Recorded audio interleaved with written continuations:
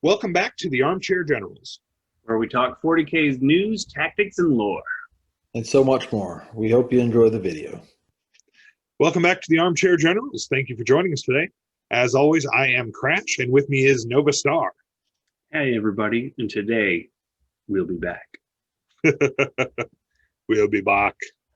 So, for those who are new to listeners or new to Warhammer, it's a reference to an old Necron rule because it was a direct rip-off of Terminator. And they changed it. The name, anyway. El Scotcho's not with us today. He is recovering from some surgery. As Nova put it, he got some work done in the grot shop. He's now a cyborg, but I'm sure he'll be back with us soon. But in the meantime, we are going to go over some of the new Necron changes. There's been some leaks of the Codex, rules, points, everything. And then we're going to go through, pick out a few of the winners, some of the losers, and some of the confusing huns. Ophidian destroyers, I'm looking at you. But I know Nova was fairly excited about Trazyn the Infinite, the old troll master. Oh, I just love his whole concept that he's this intergalactic collector and he shows up just to steal things and puts into his collection. So what really changed about him is they took away his old dynasty. He's no longer part of, I think it was Nihilic. I believe so. That's how it's pronounced. He's now just a dynastic agent, so he can be taken in any army without any conflicts. His surrogate host still works. It just targets Necron infantry character, so it's non-dynasty specific. So if you have multiple detachments with multiple dynasties, it doesn't matter. You can pop up wherever. And now also he gives you a free relic. He lets you use the extra relic stratagem. The first time you use it, it's free. Yeah, pretty solid. Because it's his collection of stuff. I know I actually was liking the Illuminator Zeros. Zeros? Yeah. He's a cool model. I have him. I haven't built him yet, just because he looks very, very in-depth and detailed with him like flaying that person with the energy. Yeah. The new model is definitely very, very cool, very, very complex. But I mean, he's a really up-jumped Cryptech. He's a Technomancer. He's got some really cool abilities, some augmentations. He's a Technomancer. I didn't see that. Yep, he's a Technomancer. Got mechanical augmentations, which is pretty useful. You can give a unit +1 strength until the end of the battle. You can give a unit +1 toughness until the end of the battle. And you can give a unit improve its ballistic skill by 1 until the end of the battle. Each unit can only be augmented once. And I believe there was a stratagem or something that allows him to pick one, but I don't want to look too into depth on it. No, I think he's, the previous rules were... So happy. I'm sorry. Well, you're talking about Ceres, and I'm looking at it. They changed the range. In Psychic Awakening, his lance got nerfed to 18 inches, and in the Codex, it's back up to 36. Mm-hmm. Oh, he's going in the list. He's so cool. No, he's a really good model. I mean, is he amazing? No, but he's really solid. He just counts as a Cryptech, and I believe you can take 2 Cryptechs per HQ slot now. I don't know if he's included in that. I'd have to go back and look, but and he's a dynastic agent just like Trazyn, so he does not interfere with your dynasty abilities. And you can make a whole army of dynastic agents if you take Sarek, Trazyn, and Rakir the Traveler. Like, we have no allegiance to anybody.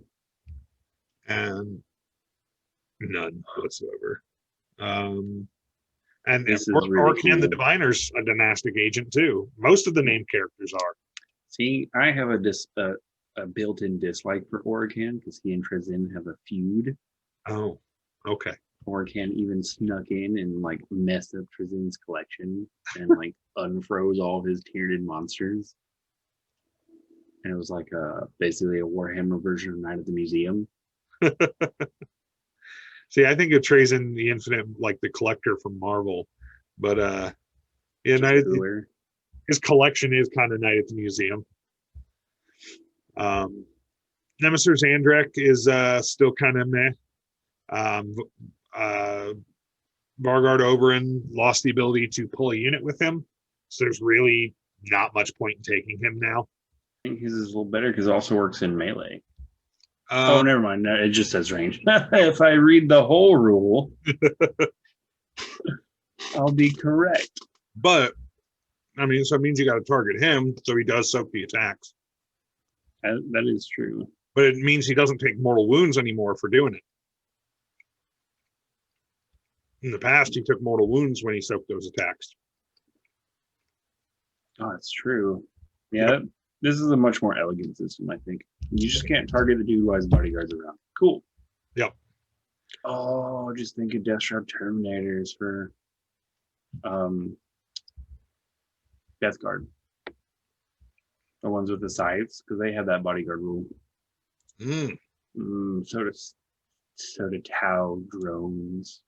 Yeah. Oh, I hate drones. Oh, that's gonna make if you can't even target them.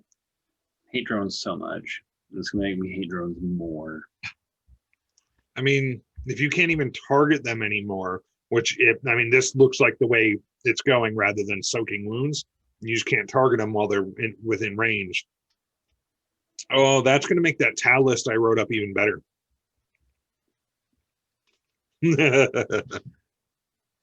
So I still don't understand the point of the Royal Warden. So that's going in the category. I just don't get it. I really don't. He's a royal warden. He's not a noble. His character, Necron Dynasty, he doesn't soak hits.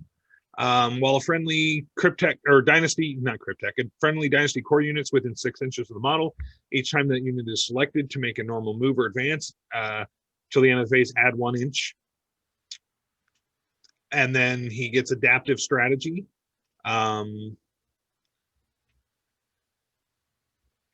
Things can fall back and still charge or shoot, and he can do it for 1 unit within 9 inches. The shooting's not bad because they took that away from everybody. You can't fall back and shoot now. But I believe he's like 80 points. Maybe if you just want to fill a cheap character slot. Points, values. Where are you, Royal Warden? He has 75 points. I mean, I just don't see the point of him. Like the Canoptic Reanimator. I don't see the point of him. He's a cool looking model, no doubt.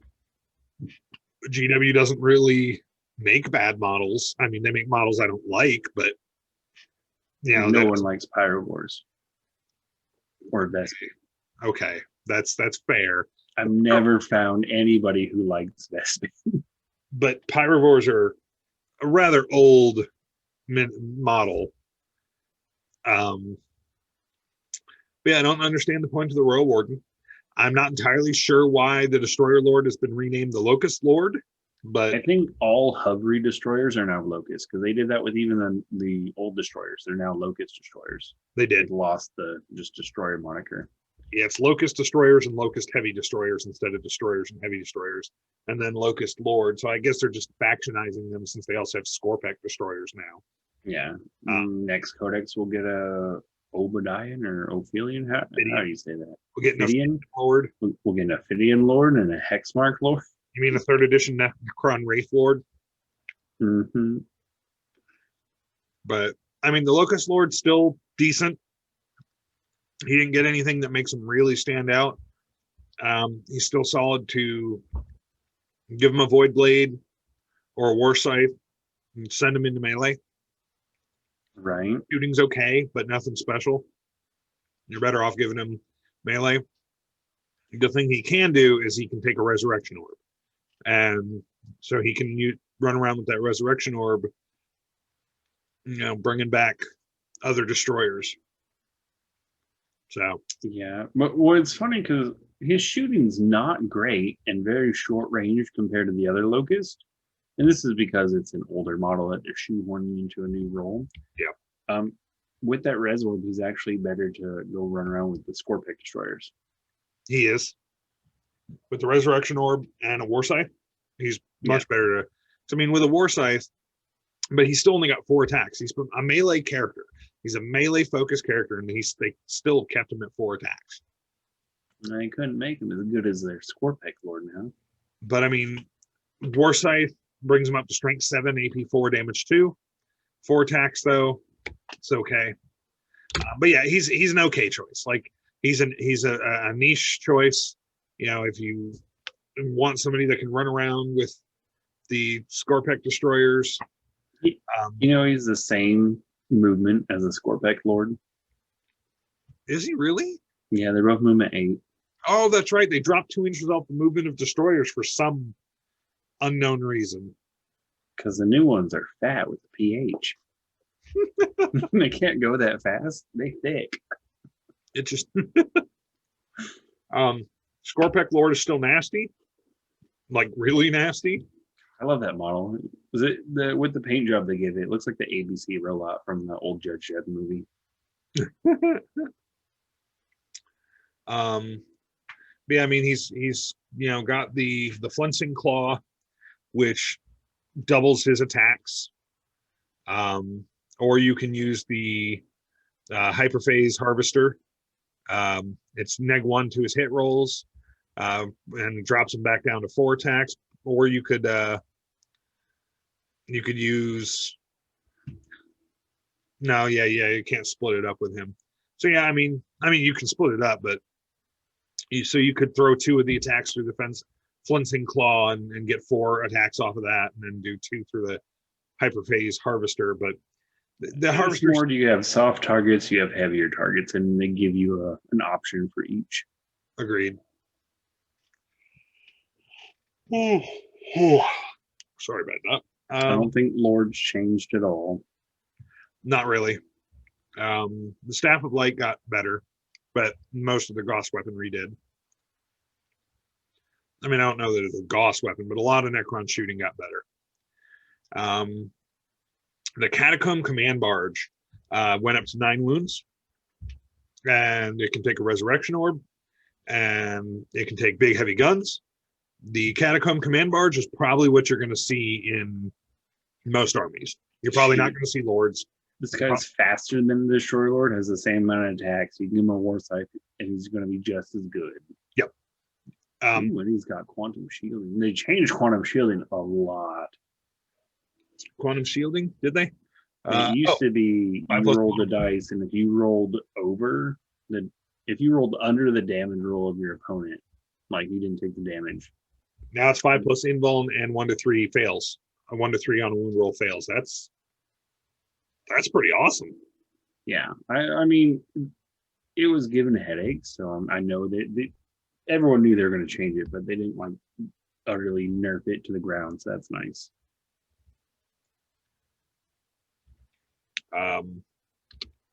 Yeah, I definitely think you're going to see Catacomb Command Barges over Lords and Overlords.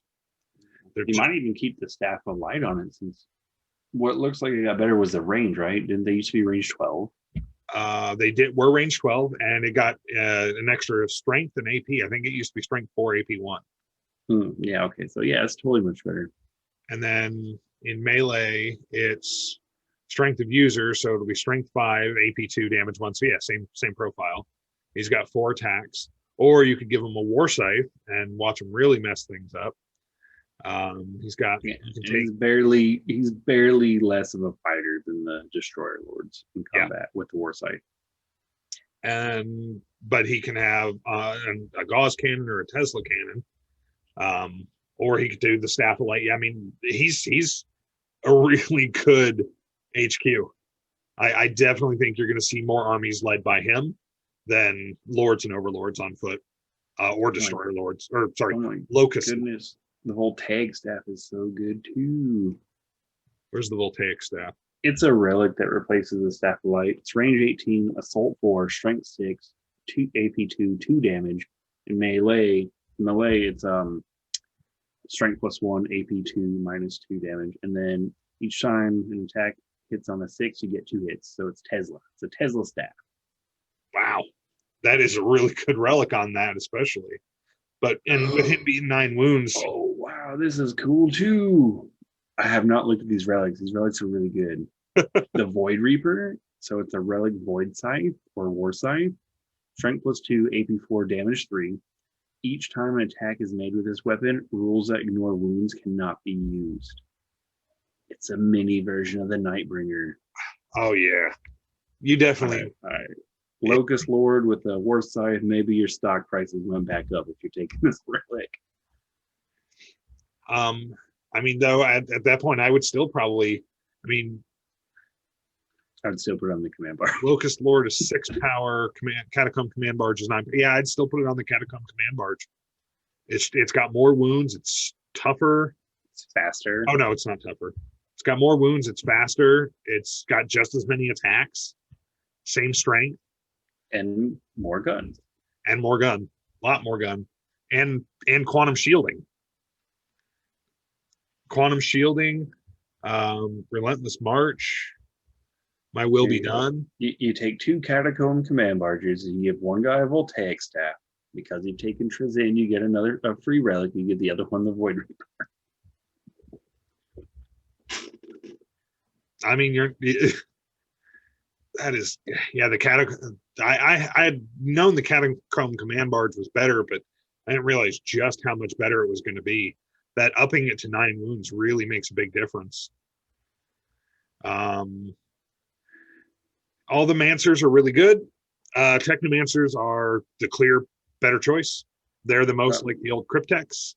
I really like how they gave you a whole slew of Mancers, just like the old build your Cryptek in 5th edition. Yeah. Where one could be, I think they didn't use the same names. Or did they? Oh, it'd be a real shame if somebody on this podcast had their 5th edition Necron Codex handy and could look at these things. You take your Cryptex though, the Technomancers though, they automatically reanimate a model regardless of wounds. So you give them the Canoptic Cloak, so they're speedy, and you send them out with some destroyers, whether it's Locust destroyers or Scorpec destroyers, or even Wraiths, since Canoptic units have reanimation protocols too now. You send it out with, as long as it has core, which I believe Locust destroyers, Scorpec destroyers, and Wraiths all have core. So you can send it out with any of those good multi-wound models that move 8 to 10 inches, because the cloak gives it, I believe, 10 inches, 10-inch movement and fly. Yeah. So the Technomancer, I mean, that alone, being able to bring back whole multi-wound models like that is going to be pretty significant. Where's the one that can give units 4-up invul or a 5-up invul next to them? Oh, the control node? Oh, that's the Chronomancer. Oh, yeah. Chronomancer? With his Chronomatron. That he's not bad if you're taking big phalanx blocks of warriors. He's not. Yeah, I wouldn't take the Technomancer to run with warriors. There's no point in it anymore. The Chronomancer is who you would take to run with warriors. Give them 5+ invuln for sure. But yeah, no, Technomancers with multi-wound models are going to be really, really useful. The Plasmancer is another one from Indomitus that I just don't get it. I really don't. Here we go. So the old Cryptex used to be called Harbingers, and they had Despair, Destruction, Storm, and Transmogrification. But they had these rules like Chronomatrons, and so all the rules, while different names, are now in these new Mancers, and that makes me happy. So it warms the cockles of my robotic heart. We're talking Necrons. The Plasmancer, yeah, because even he's just a worse version of Sarek. Yeah. Or not Sarek, but Illuminator Saraz. Oh yeah, Xeris. He's just a bad version of him. If you're gonna take a Plasmancer, take Xeris because he's better. Well, yeah, because at the beginning of the fight phase, you roll 1d6 for each enemy unit within 6 inches. and on a 4+, it suffers 1 mortal wound. You're typically only going to have 1 enemy unit, maybe 2 within 6 inches. So you'll get 1 mortal wound. If there's 2 units, straight averages, you'll get 1 if there's 2 units, and you'll get 1 mortal wound 50% of the time if there's only 1 enemy unit. And then Harbinger of Destruction at the end of your movement phase, if this model did not fall back that phase, roll 3d6s for each 4+, the closest enemy unit within 24 inches and visible to this model suffers 1 mortal wound. So again, 4+, so you're going to get, 50% of, so 50% of the time you'll get 1, and the other 50% of the time you'll get 2. It's a few, that's really just a few wounds, and that's if he's in melee range. Oh, I'm gonna make one of the best jokes ever. These guys remind me of that line from Destiny 1. He's like, "There's a wizard from the moon." Hey guys, so we went a little longer than we expected on this video, so we're gonna go ahead and break it up into multiple parts. We'll have the next part coming up soon. Thank you for joining us for today's video. We hope you enjoyed your time with us. If you did, please remember to smash that like button. Hit subscribe and click that notification bell. So you never miss a video from us. Until next time, we are the Armchair Generals.